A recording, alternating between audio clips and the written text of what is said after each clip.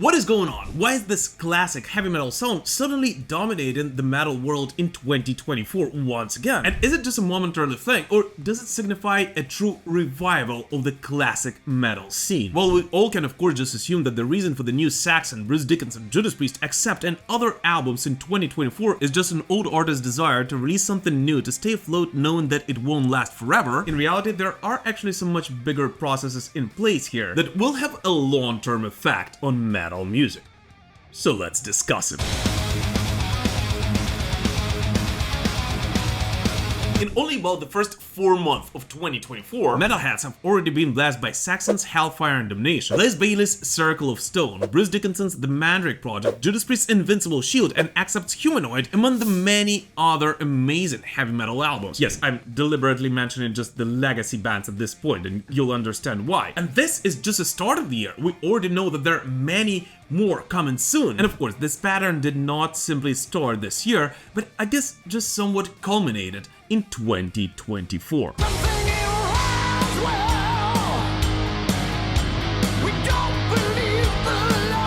The most important thing is that these albums by all those old school bands do not really sound like a sobby nostalgia around a dying star wants to put out before it completely fades away. These are some of the best records those guys have released in decades. And the reason for that is that at least some of those bands found a way to not sound like a cheap remake of themselves from the 1980s, but rather combine the best elements of their classic sound with modern production, thus being relevant not only for their loyal die-hard fans, but also resonating with a much younger audience.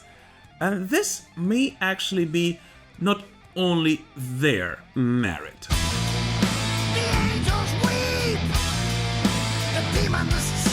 For a while, the main vector of metal's progression was through the bands trying to become heavier than their predecessors. And this indeed worked and gave the genre a lot of new directions it could grow in. I mean, who knows what would have been with metal now if Metallica and the other thrash metal founders did not capitalize on the aggression they've been amazed by on Distant Aggressor or Witching Hour. And the same goes for death, black and other extreme subgenres of metal which came afterwards.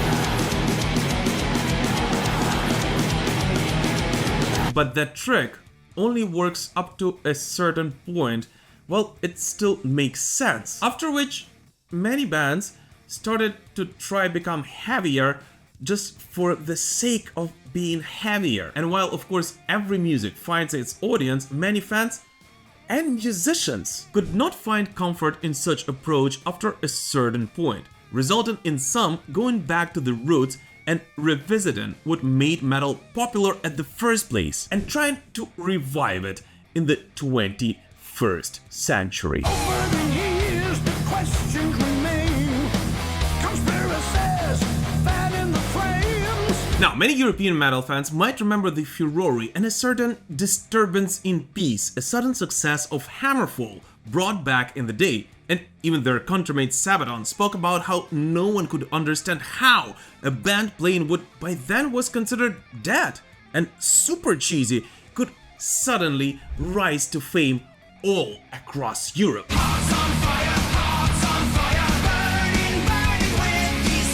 But in a grand scheme of things, this was just a one-off thing, until in the late 2000s, a whole new movement of bands very similar to that of the new wave of British heavy metal emerged, with hundreds of young boys and girls around the world, enchanted by the aesthetics of the early 80s metal scene, started the bands of their own, bringing that sound back and reimagining it in the 21st century.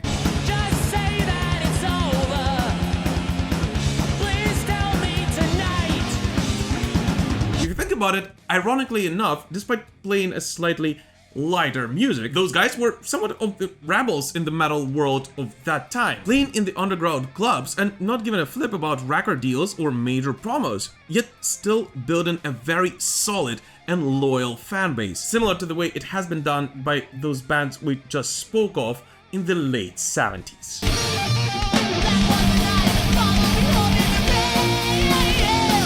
But the most important thing that those bands did was bring the sound to a much younger audience, the one for whom at that point the 80s seemed to be roughly as far as the Jurassic Age. And suddenly make it cool and edgy again. And this is something which hasn't really happened in heavy metal, at least on a large scale, for more than a decade.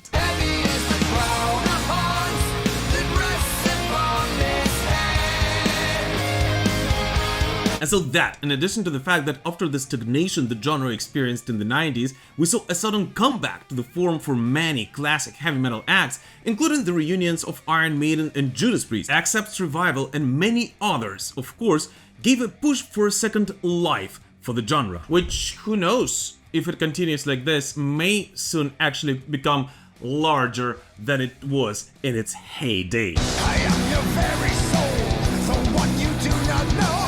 And hey, I remember going to the shows in the early 2000s, and in all fairness, at most of them I was always one of, if not the youngest kid at the venue, surrounded mostly by the band's die-hard fans who've been following their favorite artists for decades at that point. Yet if you go to a, let's call it a classic heavy metal concert today in 2024, you will actually see how different the crowd at every concert actually is. As unlike it was before, now you actually have both older and younger audiences at pretty much all of the classic bands' shows, thus actually increasing the sizes of the venues and the scale of those tours overall, encouraging those bands to continue moving forward and try to resonate with both the younger and the older audiences.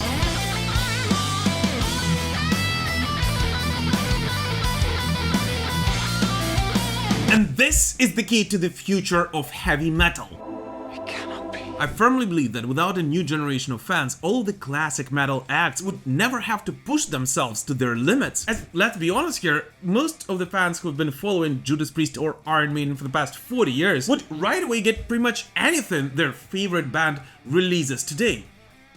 I mean, literally anything. But unlike what happened to many other genres of music, heavy metal was able to reboot itself, allowing many of the legacy bands to not only not become petty nostalgia acts, but actually grow their fanbase to amazing new levels against all odds, which encouraged those bands to strive for new heights and push themselves beyond simply releasing new records by inertia. I'm on my way now, and I am soaring. I'm almost touching every star. And here's the thing, I truly believe that all those classic heavy metal albums which have been released this year so far are absolutely incredible. And in case of some bands, it is actually some of the best work they've done in decades. And the sold out shows pretty much all across the globe is, in my opinion, just yet another proof for that. So yes, although this heavy metal revival did not really start in 2024, it looks like it has somewhat become extremely visible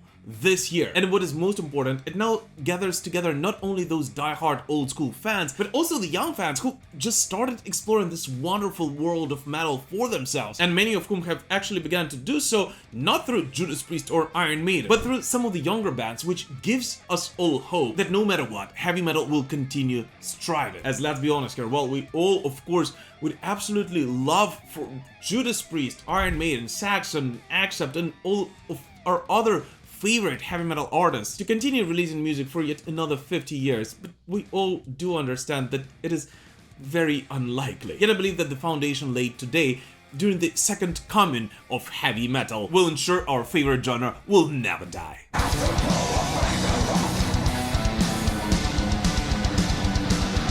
And what about you? What do you guys personally think about all those classic heavy metal albums released this year so far? And which ones of those which are coming next are you most excited about? Please let us know in the comments. As always, thank you so much for watching the short video, guys, and more than anything, thank you so much for supporting me, this show, and Ukraine through this extremely difficult time.